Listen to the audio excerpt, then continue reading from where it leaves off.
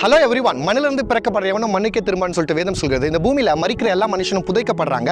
அந்த புதைக்கப்படுற இடத்துல கல்லறைன்னு கட்டப்படுது. இங்கே ஒரு மனுஷனுக்கு பூமியில் 2 இடத்துல கல்லறை இருக்குது. அந்த மனுஷன் யாருன்னா, ஸ்காட்லாந்து தேசத்தில் 1813 வருஷத்தில் பிறக்கிறார். 1840 வருஷம் லண்டன் மிஷனரி சொசைட்டி இவர் ஆப்பிரிக்கா தேசத்துக்கு மிஷனரியை அனுப்பப்படுறார். இவருடைய பிரதானமான நோக்கம் என்னன்னு கேட்டால், ஆப்பிரிக்கா தேசத்தில் கிறிஸ்தவத்தை பரப்புறது. ஏறக்குறைய 29,000 மைல் சுற்றி திரிகிறார். இதோடைய விளைவாக ஆப்பிரிக்கா தேசத்துடைய வரைபடத்தை முதல் முறையாக உருவாக்கின மனுஷன் என்று சொல்லப்படுகிறது. இது மாத்திரம் இல்லாமல் அந்த காலகட்டத்தில் அடிமை சந்தை ரொம்ப பிரபலமா இருந்துச்சு. அந்த அடிமை சந்தைக்காக குரல் கொடுத்து பாடுபட்ட மனுஷன் இவர் தான்.